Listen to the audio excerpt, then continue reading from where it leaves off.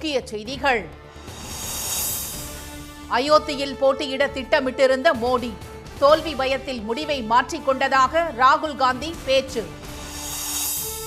பாசிச பாஜகவுக்கு தமிழக மக்கள் பாடம் புகட்டி இருப்பதாக ராசா விமர்சனம். வாக்களிக்காவிட்டால் ஆண்டவனையே பாஜக கைவிடும் என சு வெங்கடேசன் தாக்கு. எந்த உயர்கல்வி சேர்க்கைக்கும் நுழைவுத் தேர்வு கூடாது, மாநில கல்விக் கொள்கை குழு பரிந்துரை. அரசு பள்ளியில் பயின்று IIT JEE தேர்வில் வெற்றி. நான் முதல்வன் திட்டத்தால் அரசு பள்ளி மாணவர்கள் ஊக்கம்.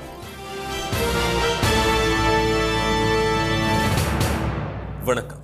வணக்கம். பிரதமர் திரு மோடி அயோத்தியில் போட்டியிட திட்டமிட்டிருந்ததாகவும் அங்கு போட்டியிட்டிருந்தால் மக்கள் அவரை தோற்கடித்திருப்பார்கள் என்றும் எதிர்க்கட்சித் தலைவர் திரு ராகுல் காந்தி தெரிவித்துள்ளார். குடியரசுத் தலைவர் உரைக்கு நன்றி தெரிவிக்கும் தீர்மானத்தின் மீது அனல் பறக்க பேசிய அவர், கடவுளுடன் நேரடி தொடர்பும் நேரடியாக பேசும் வாய்ப்பும் கொண்ட பிரதமர் திரு மோடி காந்தி இறந்துவிட்டதாகவும் ஆவணப்படம் மூலமே காந்தியை உலகம் அறிந்ததாகவும் கூறுவதாகவும் அவரது அறியாமையை உங்களால் புரிந்து கொள்ள முடிகிறதா என்றும் கிண்டல் செய்தார். அயோத்தியில் ராமர் கோயில் திறக்கப்பட்ட போது அங்குள்ள மக்களுக்கு அழைப்பு விடுக்கப்படவில்லை என்றும் மாறாக அதானி மற்றும் அம்பானிக்கே அழைப்பு விடுக்கப்பட்டதாகவும் கூறினார். அயோத்தி மேம்பாட்டு திட்டத்திற்காக அங்குள்ள ஏராளமான மக்களின் நிலங்கள் பறிக்கப்பட்ட போதும் அவர்களுக்கு அதற்கான இழப்பீடு வழங்கப்படவில்லை என்று திரு ராகுல் காந்தி தெரிவித்தார். क्या मैं अयोध्या से लड़ जाऊं? और सर्वेयर्स ने कहा अयोध्या में मत लड़ जाना, अयोध्या में मत लड़ जाना, अयोध्या की जनता हरा देगी. और इसीलिए प्रधानमंत्री वाराणसी गए और वहां बच के निकले. மக்களவையில் இருந்து தம்மை தகுதி நீக்கம் செய்து தனது குரலை எடுக்க பாஜக முயற்சி செய்ததாக தெரிவித்த திரிணாமுல் காங்கிரஸ் MP திருமதி மஹுவா மொய்த்ரா, ஆனால் மக்கள் 63 MPக்களை குறைத்து அவர்களை அமைதியாக்கிவிட்டதாக கூறினார்.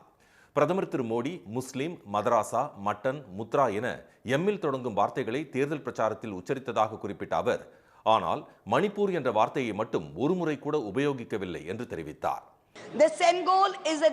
It is a symbol of the supreme authority of a monarch. It has no place in the temple of a constitutional democracy. But Honorable Speaker, sir, it is understandable why this happened. Because the BJP has still not understood that their 303 brute majority, their Rajtantra, has been reduced to a 240-seat minority by the Loktantra. They are still living in the world of the Sengol. இந்துக்களை ஒருங்கிணைப்பது குறித்து பாஜக அரசு உண்மையிலேயே கவலைப்படுமானால் சாதிவாரி கணக்கெடுப்பு நடத்த வேண்டும் என்று திமுக MP திரு ராசா வலியுறுத்தினார். நீட் தேர்விலிருந்து விலக்கு அளிக்க கோரி 8 கோடி மக்களின் பிரதிநிதிகள் தமிழக சட்டப்பேரவையில் இயற்றி அனுப்பிய கோப்பை மத்திய அரசு குப்பையில் போட்டுவிட்டதாக அவர் கூறினார். தமிழ்நாட்டை தொடர்ந்து புறக்கணிப்பதால் தான் 40 தொகுதிகளில் பாஜகவுக்கு மக்கள் பூஜ்ஜியத்தை பரிசாக அளித்ததாக திரு ராசா விமர்சித்தார். 8 times he came, but nothing. 0 out of 0. What does it mean? What does it mean? Whatever be the celebrations, whatever be the assurance, whatever be the long promises that has been given through this parliament, through outside, is not acceptable to the people of Tamil Nadu, not once, twice. கோவில்களை வாக்குச்சாவடி வாயில்களாக பாஜக பார்ப்பதாக தெரிவித்த Marxist communist MP திரு சு வெங்கடேசன், ஆனால் அது ஆன்மீகத்தின் உறைவிடம் என அயோத்தி மக்கள் அரைந்து சொல்லிவிட்டதாக கூறினார். மன்னராட்சி எப்போது முடிந்ததோ அப்போதே செங்கோலின் மகிமையும் மறித்துவிட்டதாக அவர் தெரிவித்தார். நீங்கள் அயோத்தியினுடைய ராமர் உங்களை கைவிட்டார். வாரணாசியிலே காசி விஸ்வநாதர் முதல் 3 சுற்று உங்களை தவிக்க விட்டு விட்டார். தெய்வத்தின் குழந்தை என்று நீங்கள் சொன்னதை மனிதர்களான எங்களாலேயே தாங்கிக் கொள்ள முடியவில்லை, தெய்வங்களால் எப்படி தாங்கிக் கொள்ள முடியும்? எனவே தான் நீங்கள் ராமரை கைவிட்டுவிட்டு விஸ்வநாதரிடம் போனீர்கள், விஸ்வநாதரை கைவிட்டுவிட்டு இன்றைக்கு ஜெகநாதரிடம் போயிருக்கிறீர்கள். விரைவில் ஜெகநாதரும் உங்களுக்கு நல்ல அருளை பாவிப்பார். கடந்த ஆண்டு மழை வெள்ளத்தால் சென்னை உள்ளிட்ட மாவட்டங்கள் பாதிக்கப்பட்ட நிலையில் பேரிடர் நிதியாக 40,000 கோடி ரூபாய் கேட்ட நிலையில் மத்திய அரசு வெறும் 276 கோடி ரூபாய் மட்டுமே வழங்கியதாக திமுக MP திரு கதிர் ஆனந்த் கூறினார். 18வது மக்களவையின் முதல் கூட்டத்தொடரில் போட்டித் தேர்வு முறைகேடுகள், வேலைவாய்ப்பின்மை, விலைவாசி உயர்வு, சிறுபான்மையினர், பட்டியல் இனத்தவர்கள் மீதான தாக்குதல் உள்ளிட்ட முக்கிய பிரச்சனைகள் குறித்து குடியரசுத் தலைவர் உரையில் இடம்பெறாதது ஏமாற்றம் அளிப்பதாக கேரளாவை சேர்ந்த RSP MP திரு பிரேமச்சந்திரன் தெரிவித்தார். குடியரசுத் தலைவர் உரைக்கு நன்றி தெரிவிக்கும் தீர்மானத்திற்கு பிரதமர் திரு மோடி இன்று பதிலளிக்கிறார்.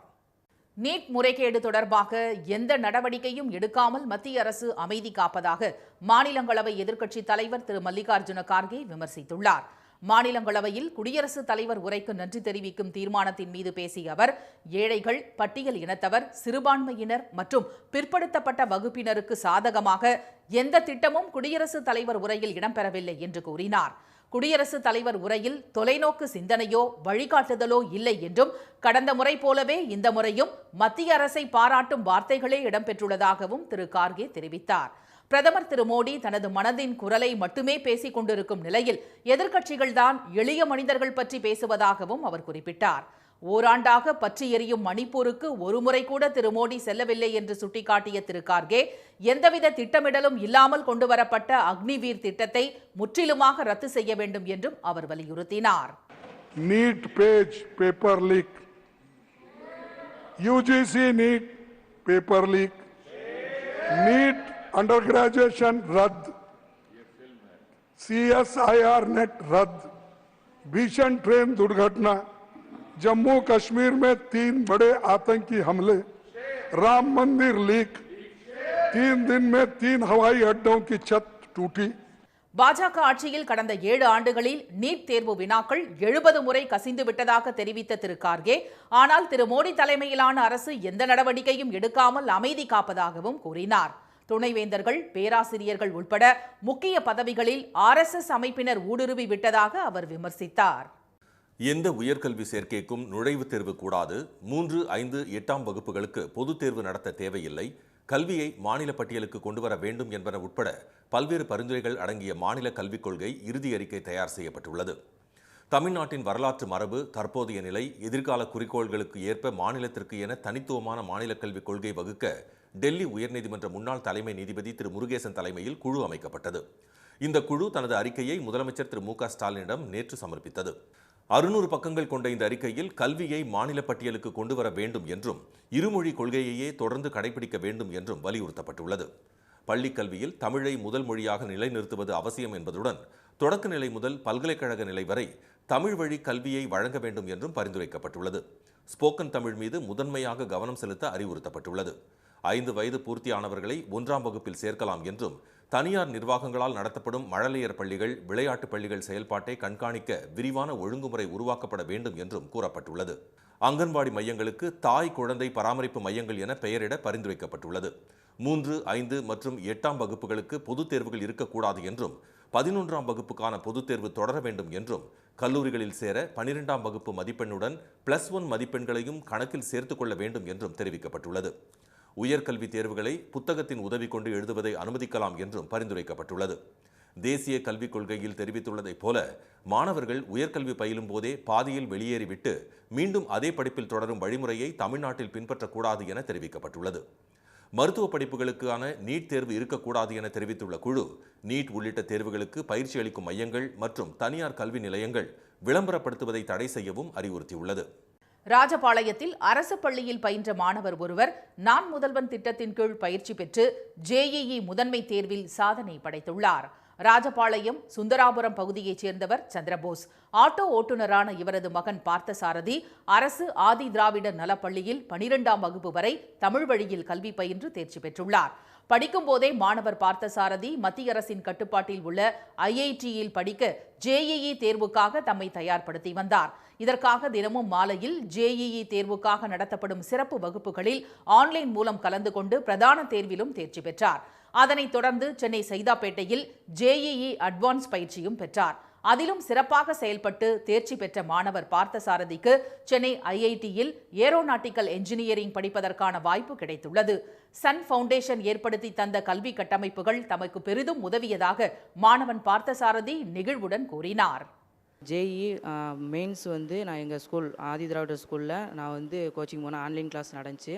நான் அதில் படித்து அதில் செலக்ட் ஆகி அதுக்கப்புறம் சென்னை சைதாப்பேட்டில் வச்சு COIயில் வச்சு எங்களுக்கு 2 மாதம் கோச்சிங் கொடுத்தாங்க. அங்கே நல்லா கோச்சிங் எடுத்து அடுத்து JEE அட்வான்ஸ் தேர்வில் செலக்ட் ஆகி இப்போ IIT மெட்ராஸில் ஏரோஸ்பேஸ் சீட்டில் எனக்கு கிடச்சிருக்கு. இந்த நான் முதல்வன் திட்டத்தின் கீழ் நான் படித்து வந்ததுனால முதல்வர் அவர்களுக்கு, தமிழ்நாடு முதல்வர் அவர்களுக்கும், பள்ளி கல்வித்துறைக்கும், ஹைடெக் லேப் ஏற்பாடு செய்து கொடுத்த சன் ஃபவுண்டேஷன் அவர்களுக்கும் மிக்க நன்றி. மத்திய அரசால் நடத்தப்படும் இத்தகைய தேர்வுகளில் தனியார் பள்ளி மாணவ மாணவிகளே அதிகளவு வெற்றி பெற்று வந்தனர். இந்நிலையில் அரசு பள்ளியில் பயின்ற மாணவர் பார்த்தசாரதி நான் முதல்வன் திட்டத்தின் கீழ் இத்தேர்வுக்கு படித்து தயாராகி வெற்றி பெற்றுள்ளது அரசு பள்ளி மாணவர்களிடையே ஊக்கத்தை ஏற்படுத்தியுள்ளது. மாணவர் பார்த்தசாரதியை விருதுநகர் ஆட்சியர் திரு ஜெயசீலன் நேரில் அழைத்து பாராட்டியுள்ளார். மாணவர்களுக்கு தேவையான வசதிகளை செய்து கொடுத்த அரசுக்கு பெற்றோர் மற்றும் பள்ளி தலைமை ஆசிரியரும் அரசுக்கு நன்றி தெரிவித்துள்ளனர். அரசு பள்ளியில் நான் முதல்வன் திட்டத்தின் கீழே மாணவர்களுக்கு ஒவ்வொரு வாரமும் ஃபிசிக்ஸு, கெமிஸ்ட்ரி, மேக்ஸு, பயாலஜிக்காக துறையிலிருந்து லிங்க் அனுப்பி ஒவ்வொரு வாரமும் அவங்களுக்கு கோச்சிங் நடத்திட்டு இருக்குது. அரசு ஹைடெக் லேப் வசதியை செய்து கொடுத்துருக்கிறதுனால மாணவர்கள் அந்த ஹைடெக் லேபில் போய் அவங்களே அவங்களுடைய ஐடியில் ஓப்பன் பண்ணி படிக்கிறதற்கு நல்ல வசதி செய்து கொடுத்துருக்குறாங்க. ராஜபாளையம் சுந்தராபுரம் பகுதியில் இயங்கி வரும் அரசு ஆதி திராவிட நலப்பள்ளிக்கு சன் ஃபவுண்டேஷன் சார்பில் டிஜிட்டல் லேப் மற்றும் ஹைடெக் லேப்கள் பல கோடி ரூபாய் செலவில் அமைத்து தரப்பட்டுள்ளது. சென்னையில் இருந்து வரும் யூடியூப் லிங்குகளை மாணவர் பார்த்தசாரதி சன் ஃபவுண்டேஷன் சார்பில் அமைத்து தரப்பட்டுள்ள டிஜிட்டல் லேப் மற்றும் ஹைடெக் லேப்களில் பதிவிறக்கம் செய்து அதன் மூலம் படித்து JEE தேர்வில் வெற்றி பெற்று தற்போது IITயில் கற்கும் வாய்ப்பு கிடைத்திருப்பது குறிப்பிடத்தக்கது. உடனுக்குடன் செய்திகளை தெரிந்து கொள்ள சன் நியூஸ் பெல் ஐகானை கிளிக் பண்ணுங்க.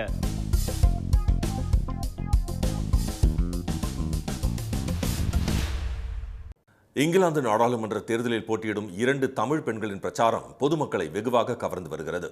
வரும் 4ஆம் தேதி இங்கிலாந்தில் பொதுத் தேர்தல் நடைபெறவுள்ளது. இதில் பிரதமர் ரிஷி சுனக்கின் கன்சர்வேட்டிவ் கட்சிக்கும் எதிர்க்கட்சியான தொழிலாளர் கட்சிக்கும் இடையே கடும் போட்டி நிலவுகிறது. எனினும் தேர்தல் முடிவுகள் தொழிலாளர் கட்சிக்கு சாதகமாக இருக்கும் என கருத்து கணிப்புகள் தெரிவிக்கின்றன. இந்நிலையில் இலங்கையை சேர்ந்த உமா குமரன், கிருஷ்ணி ரிஷிகரன் ஆகிய 2 தமிழ் பெண்கள் தொழிலாளர் கட்சி சார்பில் இங்கிலாந்து தேர்தலில் போட்டியிடுகின்றனர்.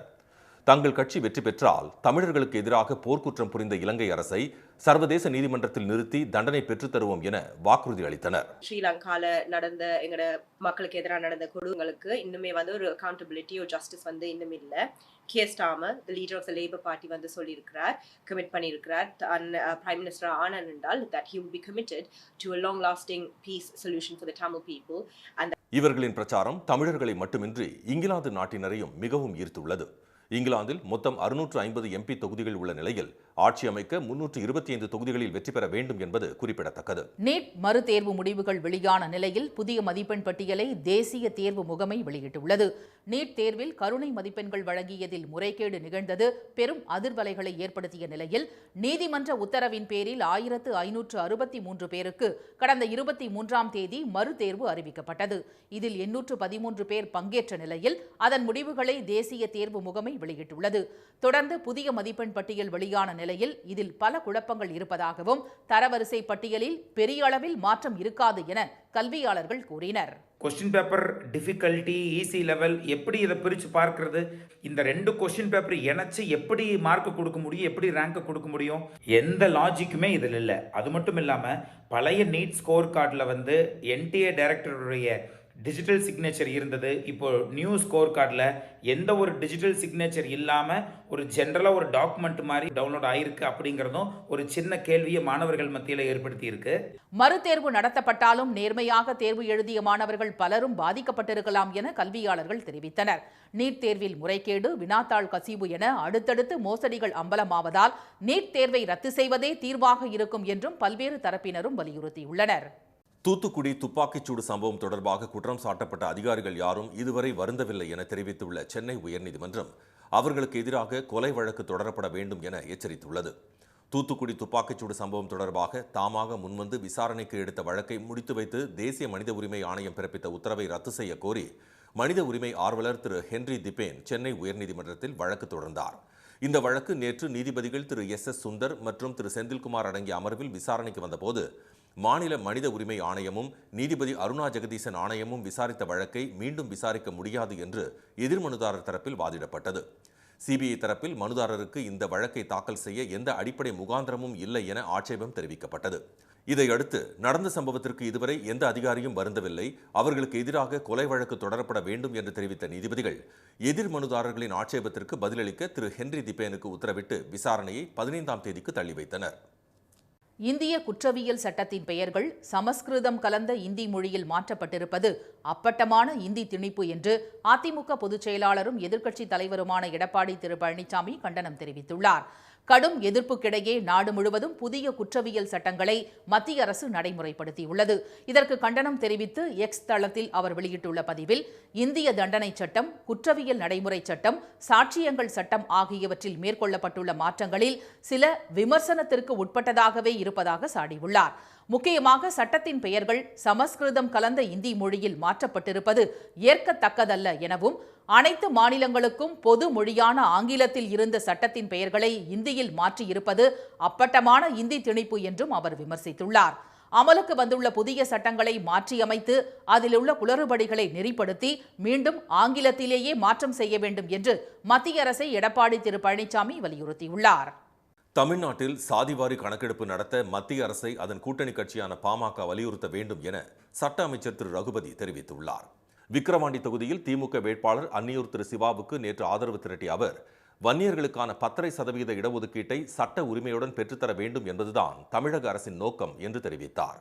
அதன் அடிப்படையில் இடஒதுக்கீட்டை பெற்றுத்தர நடவடிக்கை எடுத்து வருவதாக கூறிய திரு ரகுபதி, சாதிவாரி கணக்கெடுப்பு நடத்த பாமகவும் கூட்டணி கட்சியான மத்திய பாஜக அரசுக்கு அழுத்தம் கொடுக்க வேண்டும் என்று கூறினார்.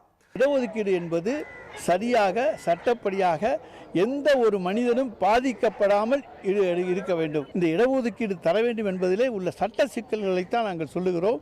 என்றைக்குமே இந்த நாங்கள் கொண்டு வருகிற சட்டம் அடிபட்டு போய்விடக்கூடாது. எனவே அடிபடாமல் அந்த சட்டம் உச்சநீதி வரை சென்றாலும் அது நிலைத்து நிற்கக்கூடிய சட்டமாக நாங்கள் கொண்டு வந்து இடஒதுக்கீடை கண்டிப்பாக தருவோம். இதேபோல் அமைச்சர்கள் திரு KKSSR ராமச்சந்திரன், திரு SS சிவசங்கர் ஆகியோர் விக்கிரவாண்டி தொகுதிக்கு உட்பட்ட ஒரத்தூர், லட்சுமிபுரம் உள்ளிட்ட பகுதிகளில் தீவிர வாக்கு சேகரிப்பில் ஈடுபட்டனர். காணை, குப்பம் உள்ளிட்ட கிராமங்களில் திமுக வேட்பாளர் அன்னியூர் சிவாவுக்கு ஆதரவாக அமைச்சர் அன்பில் திரு மகேஷ் பொய்யாமொழி ஆதரவு திரட்டினார். இதனிடையே பாமக வேட்பாளர் திரு C அன்புமணியை ஆதரித்து சாணிமேடு கிராமத்தில் பிரச்சாரம் செய்த அக்கட்சி தலைவர் திரு அன்புமணி ராமதாஸ், பாஜகவை வெற்றி பெற செய்தால் அடுத்த மாதமே 10.5% விழுக்காடு இடஒதுக்கீடு கொண்டு வருவோம் என்று தெரிவித்தார். கரூரில் 100 கோடி ரூபாய் மதிப்பிலான நில மோசடி புகாரில் அதிமுக முன்னாள் அமைச்சர் திரு MR விஜயபாஸ்கர் உள்பட 13 பேர் மீது போலீசார் வழக்கு பதிவு செய்துள்ளனர். கரூரில் 100 கோடி ரூபாய் மதிப்புள்ள 22 ஏக்கர் நிலத்தை போலீஸ் சான்றிதழ் மூலம் மோசடியாக பத்திரப்பதிவு செய்ததுடன் சிலர் தம்மை மிரட்டி வருவதாக கடந்த 9ஆம் தேதி மேலக்கரூர் சார் பதிவாளர் திரு அப்துல் காதர் காவல்துறையில் புகார் அளித்தார். அதன் பேரில் 7 பேர் மீது வழக்கு பதிவு செய்யப்பட்டது. இதே நில மோசடி தொடர்பாக வாங்கல் பகுதியைச் சேர்ந்த பிரகாஷ் என்பவரும் புகார் அளித்த நிலையில் அதிமுக முன்னாள் அமைச்சர் திரு MR விஜயபாஸ்கர், அவரது சகோதரர் சேகர் உள்பட 13 பேர் மீது தாக்குதல், கொலை மிரட்டல் உள்பட 6 பிரிவுகளின் கீழ் போலீசார் வழக்கு பதிவு செய்துள்ளனர். இந்த வழக்கில் முன்ஜாமீன் மனு தள்ளுபடி செய்யப்பட்டதால் கைது நடவடிக்கையிலிருந்து தப்ப திரு விஜயபாஸ்கர் 15 நாட்களுக்கும் மேலாக தலைமறைவாக உள்ளார். சேலம் பெரியார் பல்கலைக்கழக துணைவேந்தரின் பதவி நீட்டிப்புக்கு எதிர்ப்பு தெரிவித்து பல்கலைக்கழக ஆசிரியர் மற்றும் தொழிலாளர் சங்கத்தினர் கண்டன ஆர்ப்பாட்டத்தில் ஈடுபட்டனர். பெரியார் பல்கலைக்கழக துணைவேந்தர் திரு ஜெகநாதன் போலி ஆவணங்கள் தயாரித்து தனியார் நிறுவனங்களிடம் புரிந்துணர்வு ஒப்பந்தங்கள் மேற்கொண்டதாகவும், அரசு செலவில் அலுவலர்களை தனது தனிப்பட்ட நிறுவனங்களுக்காக பயன்படுத்தியதாகவும் பல்கலைக்கழக தொழிலாளர் சங்க சார்பில் காவல்துறையில் புகார் அளிக்கப்பட்டது. இந்த வழக்கில் திரு ஜெகநாதன் சேலம் மாநகர போலீசாரால் கைது செய்யப்பட்டு பின்னர் ஜாமீனில் விடுவிக்கப்பட்டார். அவரது பதவிக்காலம் ஜூன் மாதத்துடன் முடிவடைந்த நிலையில் அதை அடுத்த ஆண்டு மே 12 வரை நீட்டிப்பு செய்து ஆளுநர் உத்தரவு பிறப்பித்துள்ளார். இதற்கு பல்கலைக்கழக ஆசிரியர் சங்கம் மற்றும் தொழிலாளர் சங்கத்தினர் எதிர்ப்பு தெரிவித்து சேலத்தில் நேற்று கண்டன ஆர்ப்பாட்டம் நடத்தினர். அப்போது ஊழல் வழக்கில் சிறை சென்று ஜாமீனில் உள்ளவருக்கு பதவி நீட்டிப்பு வழங்கியதை கண்டித்து அவர்கள் முழக்கங்களை எழுப்பினர். மூட்டை கட்டு, மூட்டை கட்டு,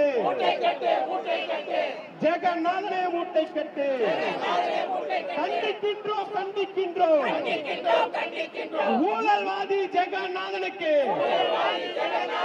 பதவி நீட்டிப்பு வழங்கியதை கண்டிக்கின்றோம். முறைகேடு ஜெகநாதனுக்கு பதவி நீட்டிப்பு வழங்கியதை கண்டிக்கின்றோம்.